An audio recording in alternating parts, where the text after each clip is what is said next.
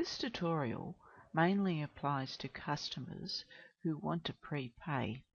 It does not apply to customers who are giving you a deposit for work or service occurring not in the near future, like a deposit for a conference in the following year or a wedding the next year. A good example is a business that supplies servicing of equipment that is done on a regular basis over a year, and customers like to pay for the whole year's servicing in advance.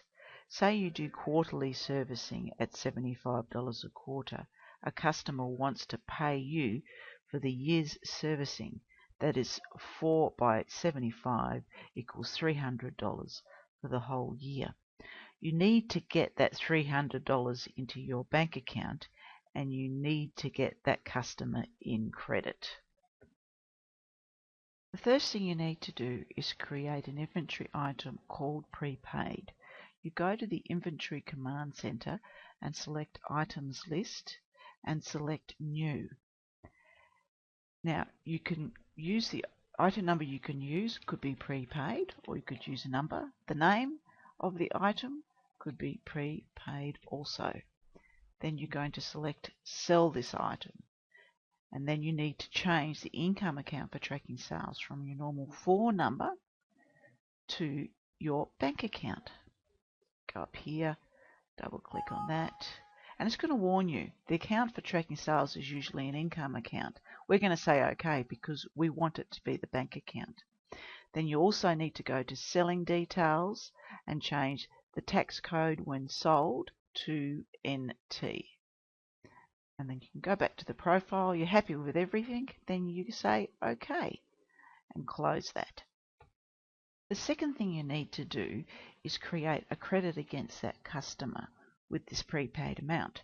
So you go to the Sales Command Center and enter sales, and in this case my customer Grouse Proprietary Limited has prepaid. Now what you do is you tap down to the ship, and here you can put -1 or -4. As long as it totals the amount of prepaid, it doesn't matter how you do it. So I'm going to say -1. I'm going to tap across to item number and put prepaid. Right, now it's totaling 300, so I'm going to make sure I've got 300 there. And then I'm going to hit record. And that's how you do that. Now, if you have a quick look at the sales analysis, you'll see that Grouse Proprietary Limited is in credit for $300. And to see if it's gone into your bank account, you can go to Banking, Reconcile Accounts, just put today's date or the date that you raised the credit, and you'll see now that you've got $300 as a deposit against Grouse Proprietary Limited. So when it comes time to reconciling your bank account, that deposit of $300 is going to be there. And you've also got a credit of $300 against Grouse Proprietary Limited. How grouse is that? Now that's all you do until the next service. Then when the next service comes along, you go to Enter Sales, put in Grouse Proprietary Limited, and raise the service invoice as you normally would for this quarter's service of $75 and hit record. Cancel out of there, and then you go to the sales register. Now if you go across your tabs, you notice that there's one called Returns and Credit. So you click on the prepaid credit you created earlier for Grouse Proprietary Limited, select Apply to Sale. In the amount applied, you click and you'll see the $75 of the service invoice will come up. You hit Credit Amount. Here, if you hit that tab, $75 will come up, and then you hit Record.